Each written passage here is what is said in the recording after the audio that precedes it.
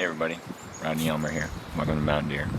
Taylor and I have been up on the hill and it's all beaches and kind of nasty and sunny. It was wicked noisy and we bailed out of there and dropped down.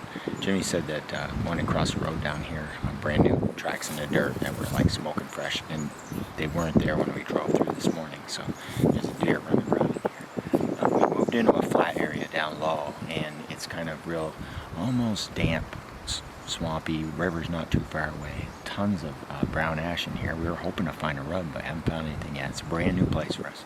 We're trying to be quieter, and these leaves are a little bit quieter, and we're keeping in the shadows as much as you can while you're walking along. I like to have my head and face in a shadow all the time, because then I can, when you're in a shadow, you can look into the shade and you can see into it.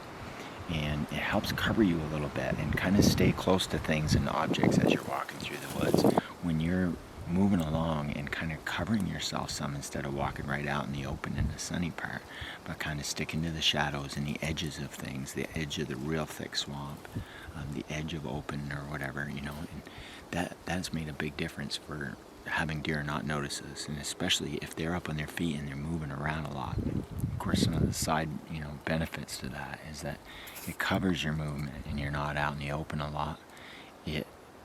It blends you with your surroundings just a little bit more, and you'll watch a deer do it all day long. They'll slide along and they'll go in the shade and then out around and then pop out just for a second and then back in the shadows and on the edges all the time.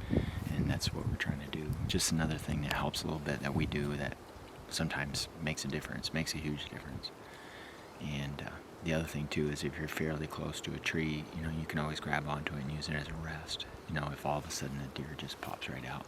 This is really flat in here and it's fairly hard ground, but it's kind of damp soil. So this is a good spot to, usually, especially there's a river probably 200 yards from us. And the river, a lot of times will have a big runway down the side of it. So we're just gonna poke around in here, see if we can find a runway. With all these ash in here, I can't believe that there isn't one rub somewhere in here. There's hundreds of them. So every tree in here should be covered, but they're not.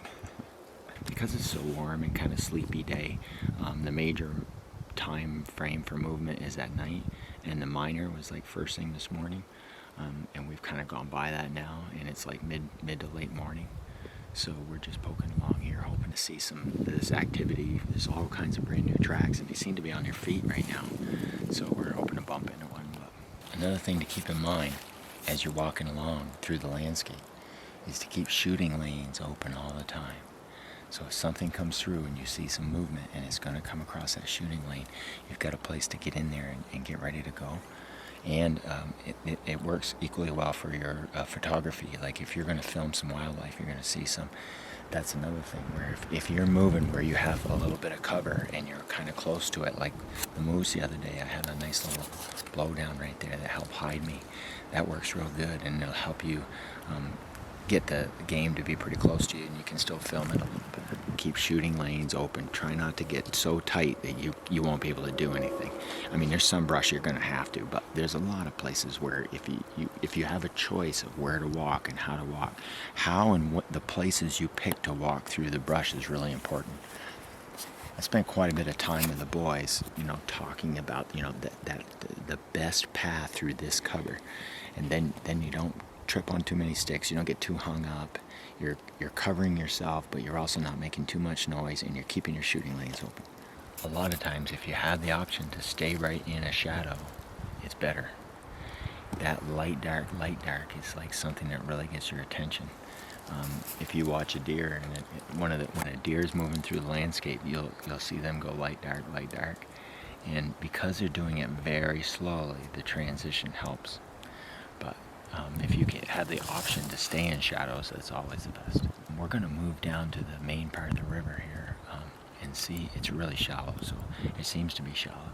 So we're going to look over the gravel and see what kind of activity, see if we can find a place where they're crossing this river a fair amount, and see what kind of traffic. That riverbed and brook beds are a great place to find where the main thoroughfare of the local action is going, and crossing it. And of course they love to bed down in grass, that brown swale grass. So it's another great place to jump a deer is along a river. Great place to see them. Sometimes it's a little noisy, and the water and the extra noise can cover you a little bit, but it also covers them. I can't wait to take a look in that gravel over there. It's almost like there's a patch of snow. I want to run over there and look. Well, thanks everybody for watching. Hope the video helps you out a little bit. Make sure you like and subscribe if you get any use out of these videos. We're gonna go out and poke around a little bit more, but it's been great having you accompany us. I'm really humbled by the reception you guys have given us, and it's really awesome. Hope any of these little things that we do help you out a little bit, and have fun out there. See you tomorrow. Take care. Bye bye.